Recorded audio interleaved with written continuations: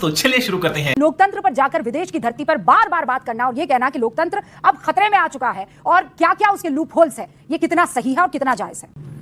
देखिए, ऐसा है, हमको लगता है कि मोदी जी की आत्मा या जो माइंड है, दिमाग है, वो राहुल में घुस गया है। ये क्या बात करता है यार। मोदी जी के 2009 से 2014 तक के मैं आपको 10 बयान दिखा सकता हूं जिसमें शर्म लगता है भारत में पैदा होने पर। देश में पॉलिसी पैरालिसिस है। देश की जो सरकार है वो क्या कर रही है, क्या कर रही है? ये देश की सरकार महंगाई बढ़ा रही है, रीढ़ की हड्डी नहीं है। चड्ढा समझाओ, इसे समझाओ। लोकतंत्र खतरे में कैसे आ गया? 14 के बाद बताइए जरा, कौन सा एक एग्जांपल दे दीजिए आप। कानून पार्लियामेंट बनाती है, सुप्रीम कोर्ट में जाने की स्वतंत्रता है, सुप्रीम कोर्ट में कॉन्स्टिट्यूशनल वैलिडिटी चेक की जाती है। अगर वो नहीं होगा तो खत्म हो जाएगा, तो उसमें लोकतंत्र खतरे में कैसे आ गया? लोकतंत्र खतरे में कहने से देश का बदनाम होता है चेहरा, नंबर 1। नंबर 2, आप उसके साथ ये भी कह रहे हैं कि जनजी वाले जैसे नेपाल में या बांग्लादेश में हुआ है तो वो ऐसे हो सकता है। मतलब क्या चाह रहे हैं? ये कौन कह रहा है? राहुल गांधी ने उकसाया। तो फिर इंदिरा गांधी भी लोकतंत्र की हत्यारी हो गई होंगी क्योंकि उन्होंने वीर सावरकर पर डाक टिकट जारी की। नेहरू गांधी जो हैं वो भी लोकतंत्र के हत्यारे हो गए होंगे क्योंकि उन्होंने आरएसएस को दावत दे दी थी। महात्मा गांधी वर्धा जाकर आरएसएस के डिसिप्लिन को, अनुशासन को, उसकी तारीफ करते हैं तो वो भी लोकतंत्र के हत्यारे हो गए होंगे। ये बड़ी अच्छी बात कही आप। ये बाहर जाएंगे शहजादे जो एक पार्टी लोकतांत्रिक नहीं बन पाई, उनके वारिस, और बाहर जाकर के देश के लोकतंत्र को बचाने की बात करेंगे। नमस्कार। विदेश की धरती से राहुल गांधी द्वारा भारतीय लोकतंत्र पर उठाए गए सवालों ने देश की राजनीति में नई बहस छेड़ दी है। क्या यह अभिव्यक्ति की आजादी है या भारत की छवि को अंतर्राष्ट्रीय मंच पर नुकसान पहुंचाने की कोशिश? क्या राहुल गांधी का बयान सही है या राजनीति से प्रेरित? पक्ष और विपक्ष के बीच देखिए टिकी टकराव। राजनीति, राष्ट्रवाद और लोकतंत्र पर होगा सबसे बड़ा मंथन। पूरा वीडियो देखिए और अपनी राय कमेंट सेक्शन में जरूर बताइए। वीडियो को लाइक, चैनल को सब्सक्राइब जरूर से कर दीजिए क्योंकि आपका यह समर्थन हमारे लिए बेहद ही खास है। तो चलिए शुरू करते हैं इसकी मेन डिबेट। जो सुप्रीम कोर्ट ने क्या फैसला लिया था? लोकतंत्र खतरे में होता तो मोदी की बात मानी जाती है ना।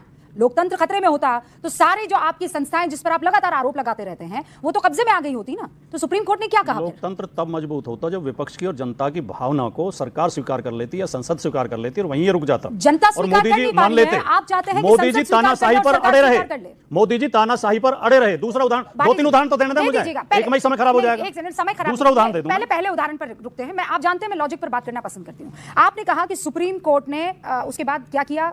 इलेक्टोरल बॉन्ड्स को लेकर आप भी जानती है, रद्द कर दिया, उसे गैर संवैधानिक बताया। उसके बाद चुनाव हुए क्या राजकुमार भाटी जी? हाँ कि ना? उसके बाद चुनाव हुए?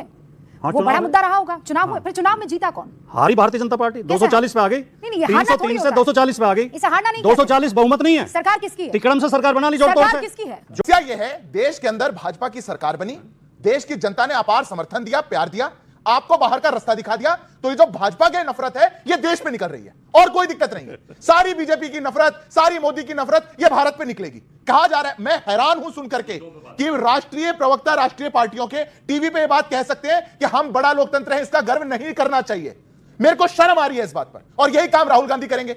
वो बाहर जाएंगे, 1 मौका, 2 मौका, 3 मौका, 4 मौका, कितनी बार आप बाहर जाएंगे और केवल एक बात बोलेंगे, देश में लोकतंत्र खत्म हो गया। क्या कह रहे हैं राहुल गांधी की? मेरे को 2022 का बयान कानों में गूंजता है।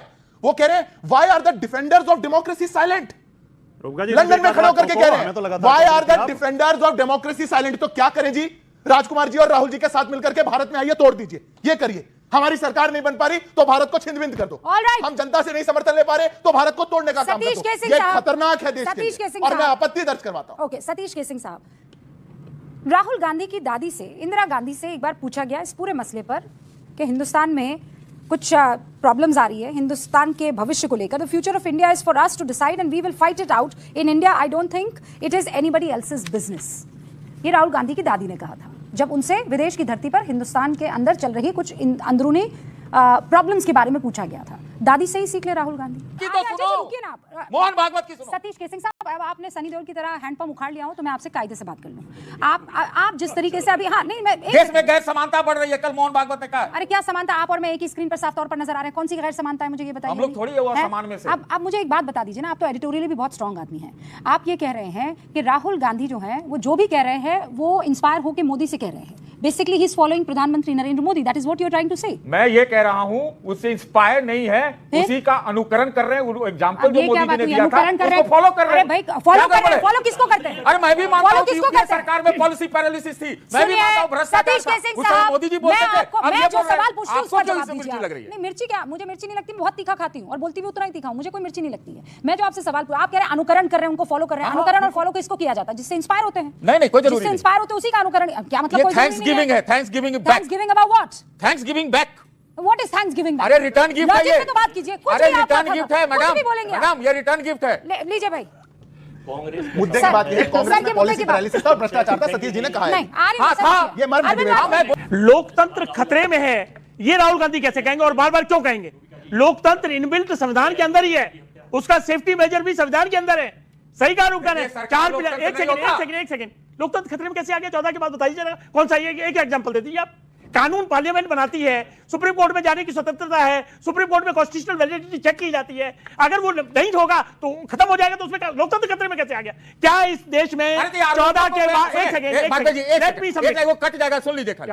देखिए मैं कह रहा हूं नहीं है लोकतंत्र खतरे में, मान लीजिए। वेरी गुड, आप आरोप खत्म हो गई। मैं अरे आप सुन लीजिए ना बात को। मान लिया कि लोकतंत्र खतरे में नहीं है। Very good.